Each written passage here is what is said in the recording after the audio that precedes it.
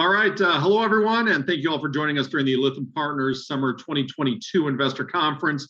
My name is Robert Blum, Managing Partner of Lytham Partners, and our upcoming webcast here, we welcome Jaguar Health, ticker symbol of JAGX, on the NASDAQ, and their President and Chief Executive Officer, Lisa Conte.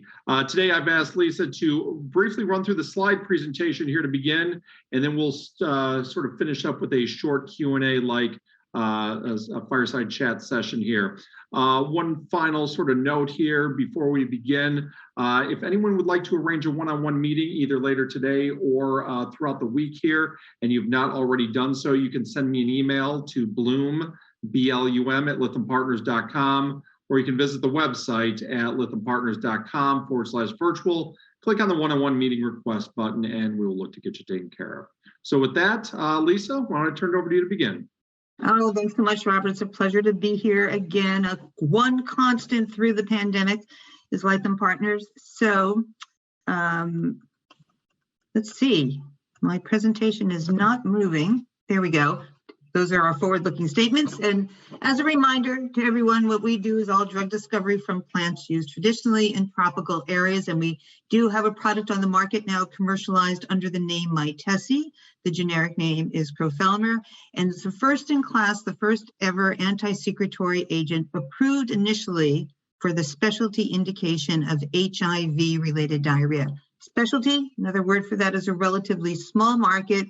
It was fast-tracked by the FDA, and that's why it's the first indication on the market. But what's really powerful about this product, crofelemer, is that it is a pipeline within a product. And what I'm going to focus on today are the two near-term drivers we have, what we feel are transformative moments to take crofelemer from pipeline opportunity to tangible, real-life, revenue-generating, patient-affecting products. The two indications that we have focused on in the pipeline are cancer therapy-related diarrhea and the rare disease business model for the orphaned indication of short bowel syndrome. Each of those indications has a major event in around 12 months. So first, what are those indications? Cancer therapy-related diarrhea is the number one side effect associated with cancer therapy. With the new targeted therapies that are used in a chronic situation, both in metastatic and in curative cancer situations, used for months or years until the patient passes on, sometimes it's as high as 100%. Recent reports are 50 to 100% of the different targeted agents. The market opportunity for that is, since we're the first one that's being tested and looked to be approved in cancer therapy-related diarrhea, we're looking at analogous markets. So if you look at chemotherapy-induced nausea and vomiting, that's projected to be about a $3 billion market this year. And those agents are typically used for the first 3 days in traditional cytotoxic chemotherapy, where we're talking about diarrhea on a chronic basis, again, for months or for years. And we're not just talking about supportive care, symptom managed comfort of the patient, which is very important. But 40% of the time, cancer patients are going off their life-saving therapy, switching, or going to a subtherapeutic dose because of the side effect of diarrhea. And now you're talking about something that's going to have an impact on the outcome of the disease. And that's very important, obviously, not only for health reasons and the entire community, but for payer perspective as well. Short bowel syndrome, this is a catastrophic situation. It's a classic rare disease, about 40,000 people around the world, very expensive to take care of these patients, high mortality, high morbidity. Third parties put this market at about a $5 billion market in the next 5 years. And we'll talk about some of the impact that crofelemer may have in this patient population, including a recent single patient case study that was recently published by an individual physician showing a dramatic benefit in many life outcomes for that patient.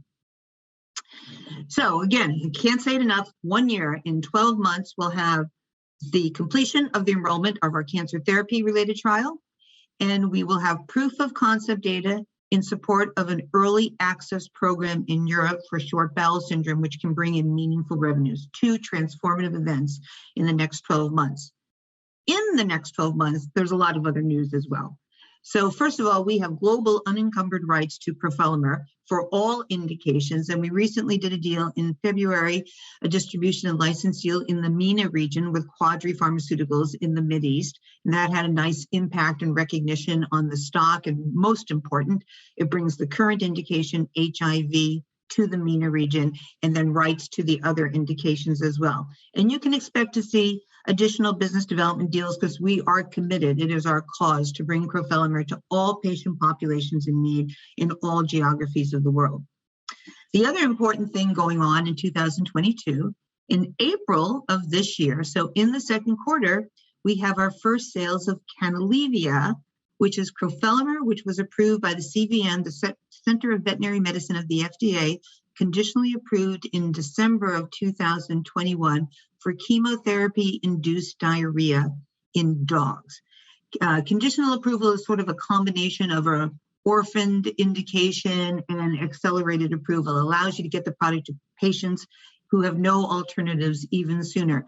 And not only are dogs remarkably predictive of the mechanism of action of crofelemer, but the whole cancer situation is remarkably analogous to the human situation. So dogs as well, 40% of the time, they have to go off their chemotherapy, their life-saving therapy, because of the side effect of diarrhea.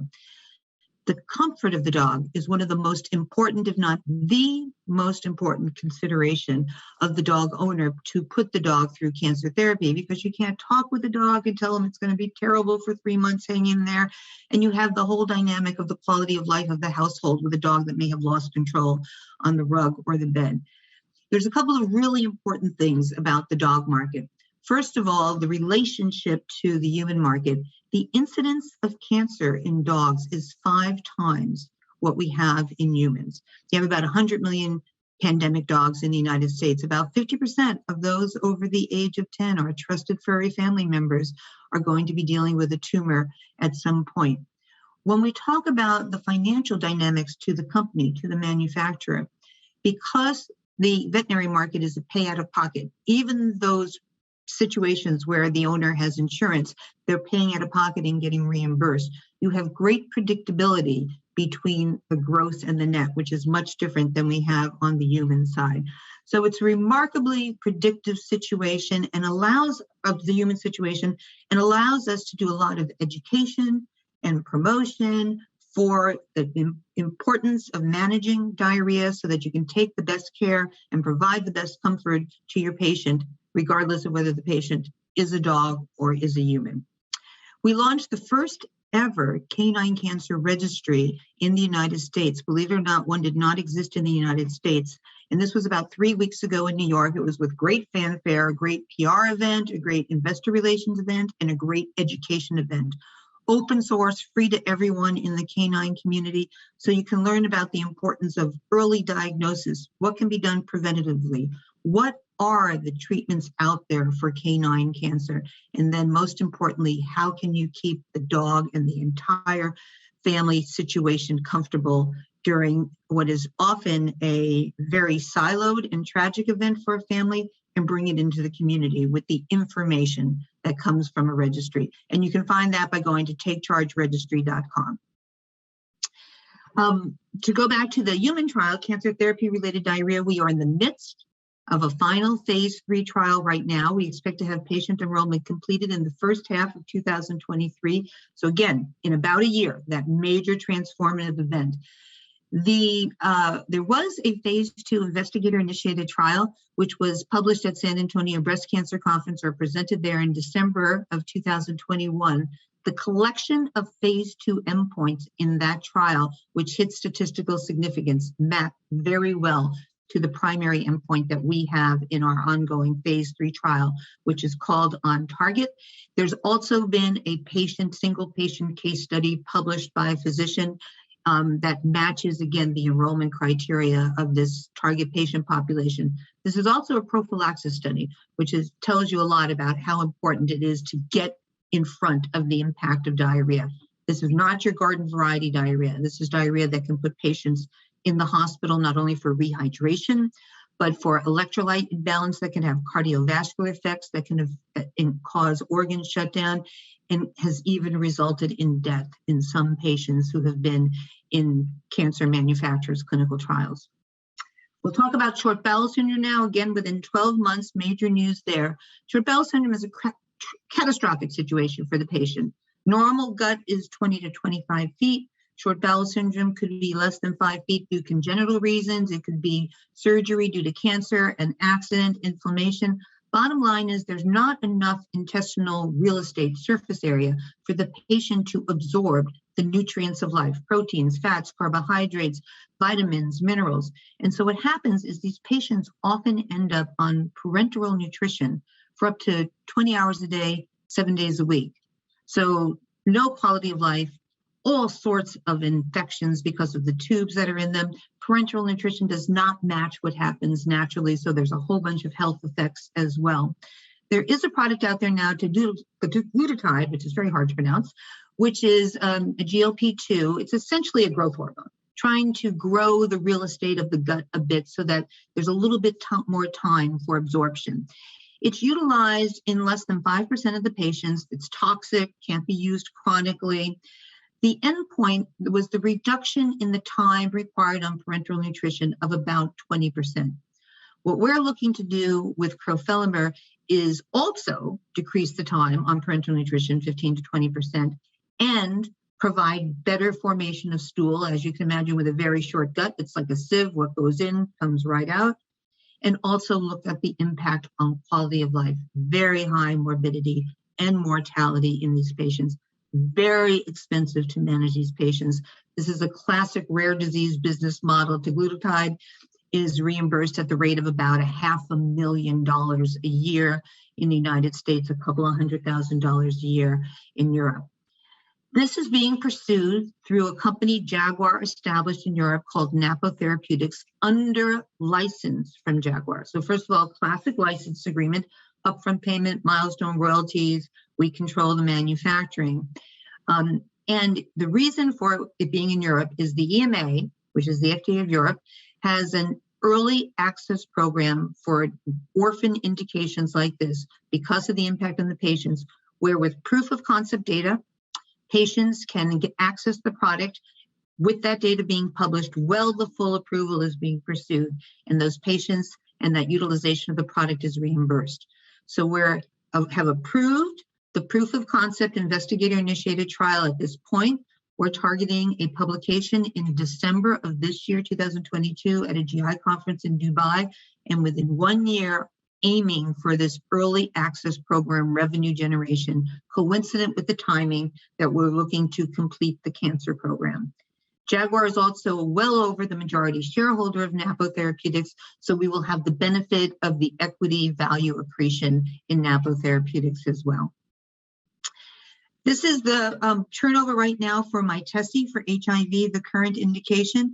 We completed last year a full shift to a patient access program, which completed the shift to a specialty pharma distribution situation, which brought down our distribution costs and improved our gross to net dramatically. It was very difficult to go through because we had to buy down some inventory, and while our prescriptions grew every quarter, it looked like our revenue was coming down as we were buying down from a warehousing model to a just-in-time model. It's done. It's over with now. You can see the nice gross to net ratio in the fourth quarter and the first quarter, and you can expect to see continued growth of Mytesi as we have even more patient access programs, including a telemedicine program, for example. And in the second quarter of 2022, you'll see the first sales for Canalevia, which is crofelemer for chemotherapy-induced diarrhea in doggies.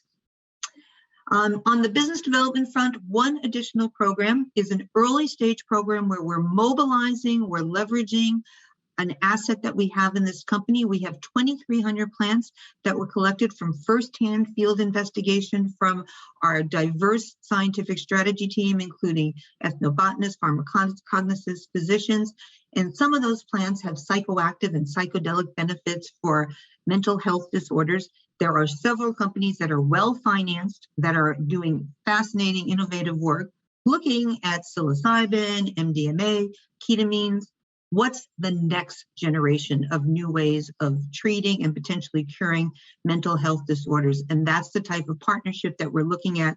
Leverage what we do the best with very little resources and count on the partner to do the heavy lifting on the regulatory, the clinical, and ultimately the commercialization. So you can expect to see a deal there in the next 6 to 9 months. We have a lot of news, and our news is typically meaty news. It's revenue generating, partnership, clinical trials. We have about 78 million shares outstanding, and no warrants that are out there that are in the hands of microcap investors. There's no trading that goes around our warrants. So as we make progress, and as the markets and the world conditions are in such a place that that can be recognized, we expect to have the value in this company recognized. At the very least, our view is those transformative events that take pipeline opportunity into tangible product opportunities and benefits for patients in about the next 12 months, but a lot of news between now and then. Management team that has been committed for 30 plus years. There's 3 of us who've been there for over 30 years, 10 for over 15 years. And a dedicated team, a separate team for Napo-Thera in Europe that has experience specifically with rare disease business models. So this is everything I told you. I won't go through it other than to say crofelemer is the only oral drug approved by the FDA under botanical guidance, which provides an exclusivity advantage. There's no practical pathway by which to bring the generic to market. So while we have 146 patents issued and we file new patents all the time, we essentially have exclusivity forever based on that botanical skill set that we brought to the development and the approval of this product, and which, by the way, we can bring to our psychoactive program as well.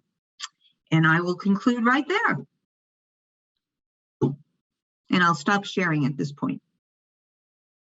Perfect. All right, yeah, I got a couple questions here. Maybe first start off by the differences in the formulation between Mytesi, the HIV and cancer patients, and then the anticipated formulation for crofelemer for SBS patients as well. You're very astute, Robert, because you probably realized when I was talking about HIV, when I was talking about cancer, CTD, I was talking about Mytesi. And so that is crofelemer in a pill formulation. I have it somewhere around here. And the cancer program is the exact same formulation, the exact same dose, the exact same dosing. So we're literally going to take a bottle of Mytesi and with the anticipated approval for CTD in humans, expand the opportunity to educate, to promote, and the labeled opportunity. When we go through short bowel syndrome, I talk about crofelemer because it is not the Mytesi formulation. What it is a highly concentrated liquid formulation that comes from reconstitution of a lyophilized product because you want to have as little insult as possible into the very delicate remaining gut of these short bowel syndrome patients. And it also highly differentiates the two products because the business models are different. The business model for Mytesi, the reimbursement level for Mytesi is different than a situation for a rare disease business model where you have very, very high expenses over the lifetime of taking care of these patients, and therefore the appropriate reimbursement to help manage these patients throughout the morbidity and the mortality that they're experiencing. Sort of transition here for a moment. Why Europe for the first targeted approval for crofelemer for SBS? Yeah. So as I mentioned, the reason for Europe is the early access patient program opportunity that you have with the EMA, so the equivalent of the FDA in Europe. You don't have that, believe it or not, you don't have that in the United States. There are some rare disease patient populations that have been petitioning, I don't know if it's the FDA or Congress, but petitioning to have that opportunity. So what they want is, well, the product is going through all the necessary regulatory steps to get full approval through working with their physicians. And again, rare diseases have very tight-knit communities, from the healthcare community, the patient community, the family support, to have access to these products and for the manufacturer to be reimbursed in that situation. This is totally my viewpoint. But why does that exist in Europe, not here? I think because you have a single payer healthcare system that is responsible overall, for the lifetime cost, the loss of productivity of these patients with these chronic diseases, where in the United States, we have a bit more of a fragmented situation. Who's paying in a prophylactic situation? Who's paying for a chronic disease management with disability? Who's paying in a hospice type situation? But for all those reasons, that's why it's in Europe. And because there is such a strong tradition for orphan drugs, rare diseases, we were able to bring a management team with remarkable skill from our regulatory person, our medical affairs person, our CEO, our managing director. And that company, Napothera, has an identity as a rare disease business model, as opposed to Jaguar being more of a natural plant-based GI-focused company. That, and maybe just expand on that, because that was kind of my next question here, is that relationship between Napo and Jaguar Health. Just sort of, help us maybe a little background there and how that all came together. Yeah, so we established this company in Europe for the reasons that I just talked about, to focus on the rare disease, and brought in the own management team. We try to fund, even though money is money in one pot, we try to fund the clinical work with non-dilutive dollars, and then try to make our commercial business self-sustaining. So Napothera was funded by merging with a private SPAC in Italy. There are some interesting dynamics of SPACs in Italy where you can name the target company. Jaguar has well over the ownership position of that SPAC due to some investments that came into Jaguar earmarked specifically for the benefit of the Napothera business model and its merger with the SPAC. So the bottom line is the SPAC merger is done and over. Napothera is a private company that is incorporated in Italy. Jaguar is well over the majority shareholder. Because of that, the financials are consolidated with Jaguar's financials, but at some point that won't be the case as Napothera continues to grow. And so in addition to the full licensor benefit that Jaguar has, we will have the equity position in Napothera as well. And that's something that I don't think is recognized at all in the valuation of Jaguar, because those financials are consolidated at this time. Gotcha. Okay. Canalevia, is there opportunities outside the U.S. for that product? Yeah, there are some very interesting markets that are growing in, for example, one of our collaborators just came back from South America, and Peru was just remarking at the number of dogs, not feral dogs, dogs on leashes, dogs, family dogs that were running around Peru. Same thing that we've heard in China in many of the urban areas, sort of the status with as there's more affluence in urban areas. So we are looking at what is the opportunity to bring Canalevia to other territories, and potentially with expanded indications to other types of diarrhea versus the conditional approval that we have now, which is just for chemotherapy-induced diarrhea. We are looking to have a second conditional approval for exercise-induced diarrhea, which is extreme stress, Iditarod dogs, racing dogs, and that should happen in the United States by the end of 2022. Okay. Just in sort of the final minute or so here, talk about a little bit about the stock here. You've done reverse splits, for instance, in the past. Is that something you might consider again in the future? So in the past, we've done reverse splits because there seemed to be some value in getting the stock price up to a higher level. Some institutions, for example, can only buy over $3 a share, over $4 a share, over $5 a share. And what we have found in our experience and looking at other companies in the value range that we are, that it doesn't work. So I think I'm taking this pie with 12 pieces, and if I do the 3-to-1 reverse split, that there's going to be 4 pieces, but the pie is going to be the same size and the pieces are just bigger. But somehow it doesn't work. Somebody nibbles away at that pie and they bring the pie down to like a third of the size. So we haven't seen it work, and why would we do something like that that doesn't work, that just erodes value of the company? So I think that's a thing of our past. Okay, got it. Well, let's leave it there. Thanks so much, Lisa, for your time as always. We greatly appreciate it. I'll sort of remind everyone there that to anyone that has not already signed up for a one-on-one meeting, would like to do so, please shoot me an email, Blum at Lytham Partners. Visit the website, click on the button, one-on-one request button will get you taken care of. We hope you all enjoy the conference. And again, Lisa, thank you so much for your time today. Appreciate it. Thanks, guys. It's a pleasure as always.